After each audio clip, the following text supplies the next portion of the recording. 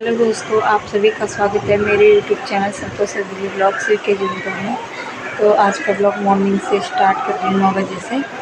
सारा काम निपटाने के बाद, नहाने धोने के बाद, पूजा पाठ करने के बाद, और जैसे कि मैंने आपको पिछले ब्लॉग में बताया कि यहाँ पानी की दिक्कत है तो सुबह ही सारा काम कर लेती हूँ, उसके बाद ही ब्लॉग स्टार्ट करती हूँ।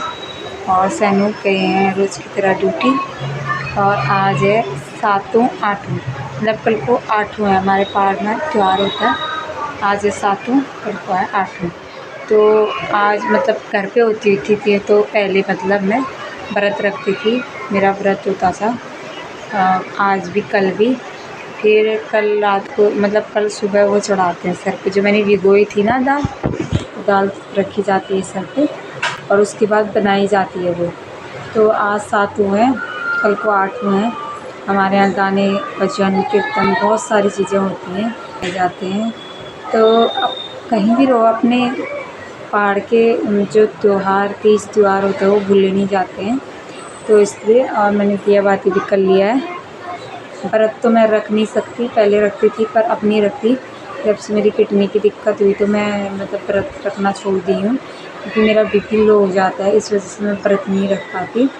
तो कोई बात नहीं, भगवान को दिल से याद रखो, बस हो गया और कुछ नहीं। और कर भी क्या सकते हैं ना। तो मैंने सुबह नाश्ते में कुछ भी नहीं खाया है, सिर्फ एक पपीता खा रखा है, बस हो गया और कुछ नहीं खा रखा है। बाबू उठेगा तो फिर खाऊंगी, अभी वो सोया है, सुबह दूध पिलाएगा, सोया है, जिसके लिए मैंने खाना बना रखा है, जब उठेगा तब खिलाऊंगी उसे। और 2 बर्तन रखे हैं वहाँ पे, उन्हें भी धो लेती हूँ फटाफट से, तो फिर क्योंकि पानी भाग जाएगा अभी थोड़ी देर में। आज शायद बहुत लेट चल गया पानी, बहुत से लोगों ने यूज़ नहीं किया होगा ना अभी, तो यूज़ करेंगे तो ख़त्म हो जाएगा, तो फिर उसके बाद पानी 12 बजे ही चलेगा। तो मैं बोल ही रही थी पानी भाग जाएगा, भाग गया है पानी। मैंने 2 बर्तन थे वो धोए, पानी भाग गया है। और इतने सारे मैंने कपड़े धोए बाबू के, अभी धूप नहीं आ रखी है तो यहीं पे फैला दिए हैं।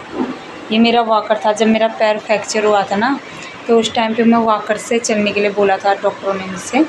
तो ये वॉकर अभी बच्चे के कपड़े डालने के काम आ रहा है, बच्चे के कपड़े डाल रखे हैं इसमें, क्योंकि अभी धूप आएगी तो उसमें फैला देंगे। मुझे छत में जाने में दिक्कत होता है, और एक तो हाथ में बाहर भी नहीं ले जा पाती, तो बच्चे के कपड़े हल्के होते हैं, वॉकर पकड़ के मैं बाहर चली जाती हूँ और वहाँ पे धूप में रख लेती हूँ और सूख जाते हैं अच्छे से।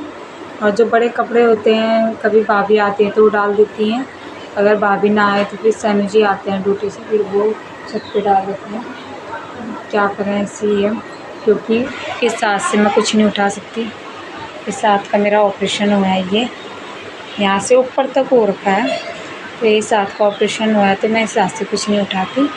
अगर उठाऊंगी तो ये ख़राब हो जाएगा, फिर मेरा डायलिसिस में दिक्कत आ जाएगा ना, तो इस वजह से। तो सैनू बोलते हैं इतनी मेहनत की, इतना ऑपरेशन करवा रखा है, और क्या फ़ायदा अगर एक कपड़े उठाने से, भारी उठाने से अगर वो ख़राब हो जाएगा ना, तो बहुत दिक्कत आ जाएगी।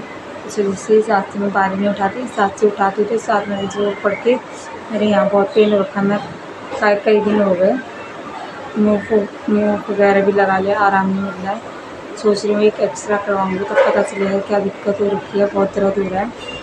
और तो आज है मेरा डायलिसिस भी है, डायलिसिस भी जाना है मैंने। सैनू ड्यूटी से आ जाएंगे फिर जाऊँगी। और आज सुबह मॉर्निंग में बना रखा है भटके डुबके और चावल, और क्योंकि डायलिसिस के दिन ही खा सकती हूँ मैं, और दिन नहीं खा सकती, तो इस वजह से भटके डुबके और चावल बना रखे हैं। तो अभी खाऊँगी, अभी सुबह सुबह नहीं खाती, अभी दिन में थोड़ी देर में खाऊँगी। भूख भी नहीं लगी, पपीता खा रखा था ना, तो भूख नहीं लग रही है। तो दोस्तों फिर मिलती हूँ, मैं अकेले भी क्या ब्लॉग बनाऊँ, अभी दूध वाले भी नहीं आए हैं, दूध वाले आ जाएंगे तो फिर मैं आगे की ब्लॉग कंटिन्यू करूँगी। सैनू जी ड्यूटी से आ गए थे और मैं निकल चुकी थी डायलिसिस के लिए, और टेम्पो भी मिल गए थे तो मैं फटाफट से निकल गई थी डायलिसिस के लिए। और ये है जहाँ से हम डायलिसिस पे जाते हैं, हैदराबाद से। और मैं डायलिसिस मशीन रख चुकी थी, क्योंकि मशीनें खाली नहीं होती है, तो अभी मिल गई थी मुझे मशीन, और तो डायलिसिस होने लग गया था मेरा। दोस्तों हो गया डायलिसिस, अब मैं जा रही हूँ, अकेले जाना, 8 बज गए हैं, देखते हैं टेम्पो मिलती है नहीं मिलती है। तो अब जाती हूँ, मैं भी थोड़ी देर बैठ गई थी, अब चलती हूँ मैं भी। तो दोस्तों मैं घर पहुँच गई, पैदल चल के आई थोड़ा, तो अभी बैठी हूँ, बहुत ज़्यादा पसीना हो गया, रास्ते में ब्लॉग कंटिन्यू नहीं कर पाई क्योंकि बहुत ज़्यादा भीड़ भी थी आज। और एक तो पैदल चलना था, एक हाथ से फ़ोन पकड़ा था, एक हाथ से बोतल, एक हाथ से छाता भी था, बहुत सारा सामान था, इस वजह से ब्लॉग कंटिन्यू नहीं कर पाई। कमरे में पहुँच गई, हाथ को धोती हूँ, कपड़े चेंज करती हूँ, फिर भी बहुत ज़्यादा हुई थी। ये देखो इतना सारा ब्लड है, अभी भी पूरा लाल हो रहा है। यहाँ से देखो नीचे वाला गोद पीस पूरा लाल हो रहा है, ये पूरा लाल हो रहा है। हाथ पे इतनी दर्द हो रही है, इसलिए मैं वीडियो नहीं बना पा रही। मैंने कहा कोई बात नहीं, एक तो पैदल चलना होता है, अकेले होती हूँ, कौन होता है।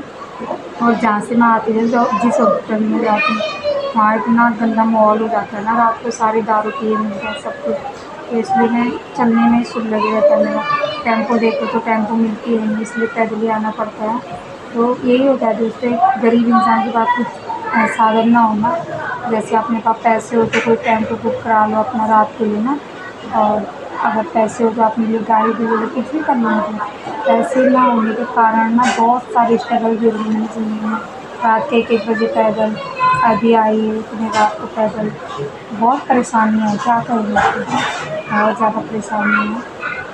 तो देखते हैं ये परेशानियाँ कब तक रहती है, कब तक सही होता है, कभी ना कभी तो सही होगा ना, यही उम्मीद है भगवान से। अभी खाना नहीं खाया, फिर से हम गए हैं मट्ठा लेने के लिए, मट्ठा लेकर आएंगे तब खाएंगे खाना, क्योंकि आलू की सब्ज़ी है और आलू की सब्ज़ी हो रखी है रोज़ की रोज़, तो उसके साथ थोड़ा मट्ठा नहीं मिला तो खाया जाएगा।